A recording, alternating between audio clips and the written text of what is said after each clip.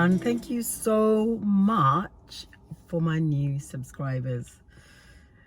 You know yourselves, I really appreciate it. If you haven't subscribed, please go ahead and do so. My name is Joyce and I'm here to inspire you, to encourage you, and to motivate you to live your best life.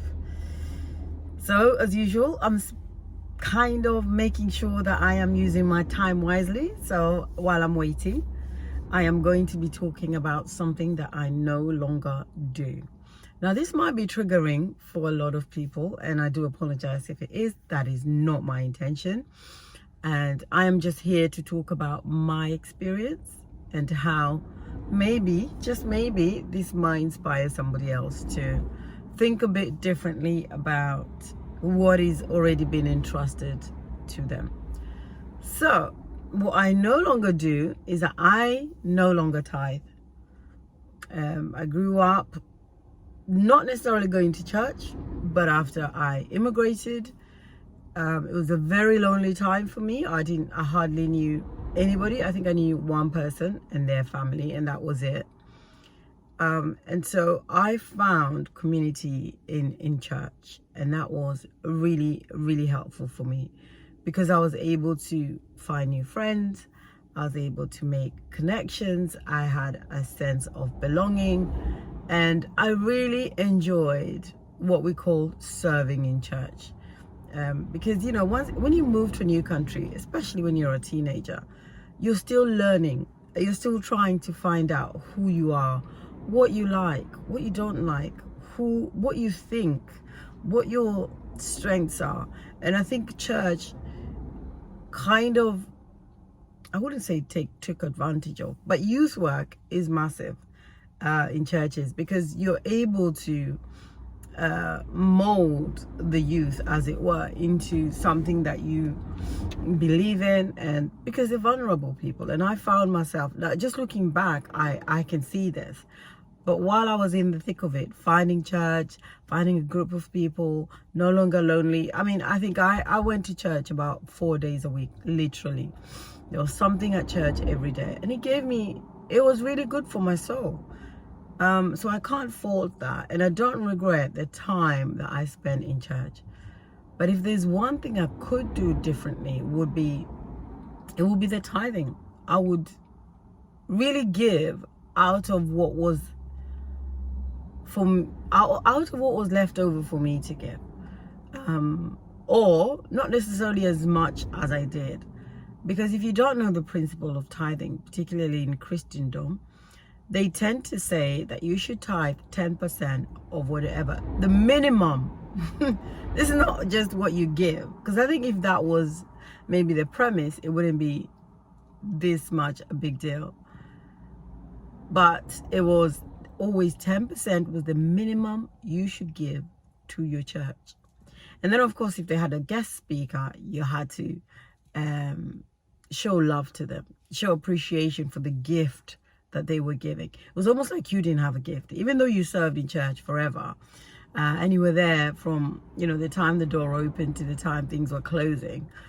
It was always about the other person. So you had to make sure, if there was a person who came and spoke to your soul or gave you, on top of buying the books and cassettes, it was cassettes at the time, and videos and everything else. And, you know, it was always about what you were doing for the church. It was never about what they were doing for you.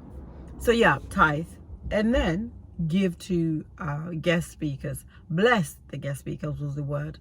So the kind of words they used were quite tagging, you know, especially for somebody who's very young and really wanted to show commitment, passion, service, and I guess most of all, a love for God. And then if there was a conference, you had to pay for the conference.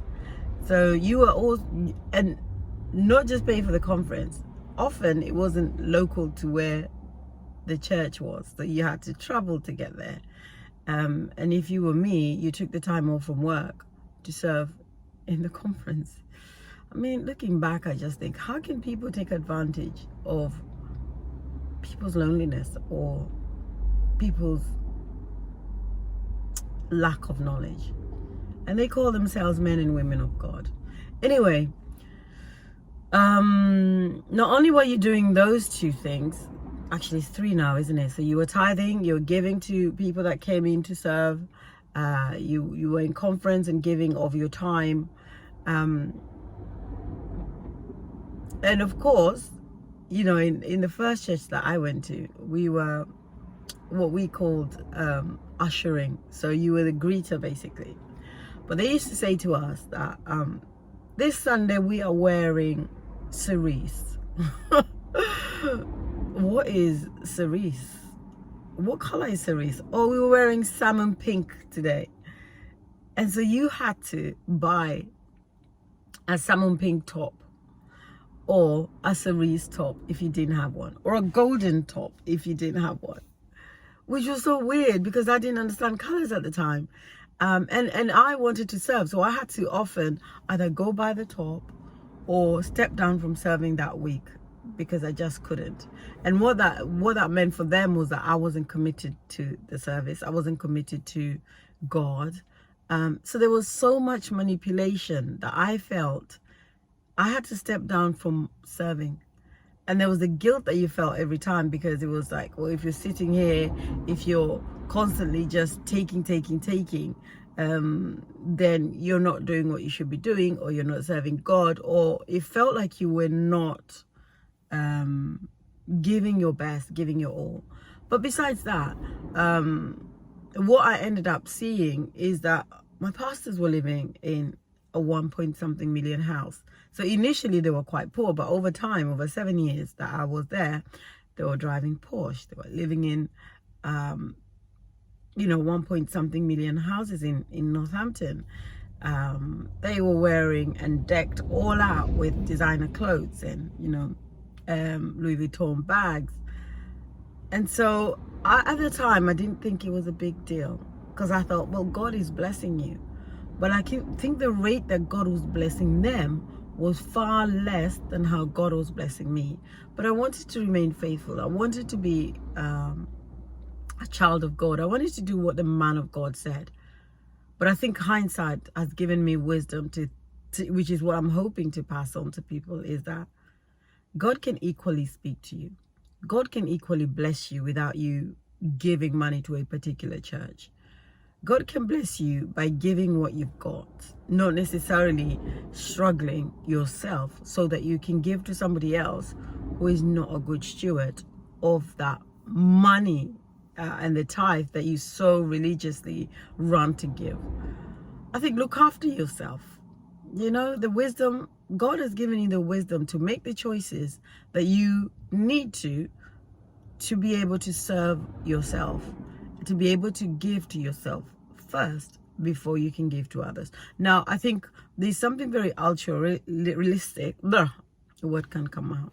There's something very altruistic about giving to others.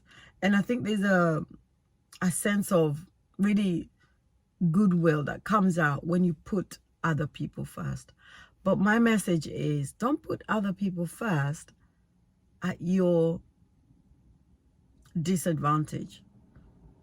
Take care of yourself. It is God's will and intention that you take care of yourself first, because out of the abundance of the heart, I guess, the mouth speaks. So if you're abundant yourself, then you give. You cannot give something you don't have. So if you don't have a job, for example, I'm sure God doesn't want you to give what you don't have. You don't need to be starving. You don't need to be eating food that is not good for your body to give to somebody who may not use it to the best that to how they should be using it. Don't give what you don't have. Give to yourself first. Make sure you are taking care of yourself. God would want that for you.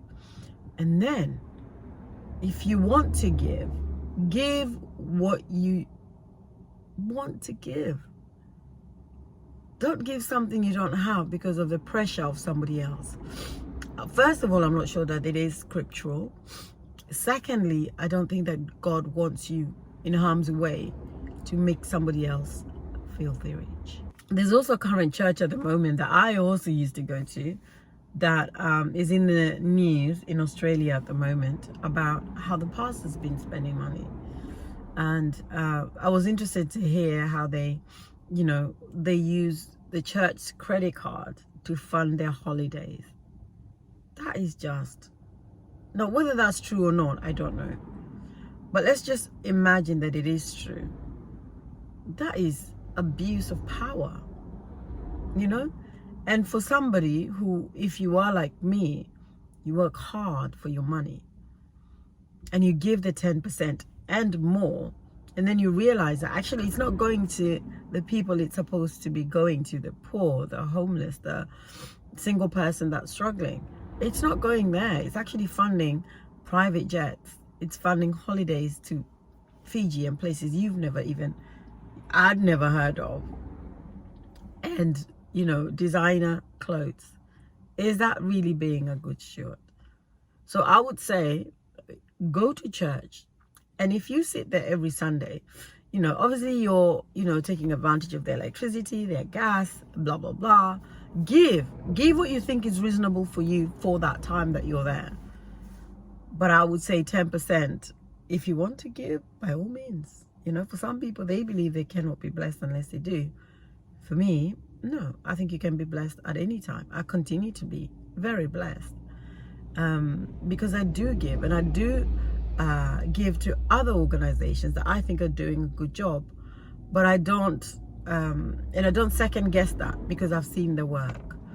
And when I do go to a service that I feel actually that's been really incredible and spoken life to me, then I give what I think is reasonable. And so if you are a regular at church and you feel you've been tithing forever and you're watching your pastors, wear those designer suits and designer dresses, or they call them first ladies, don't they?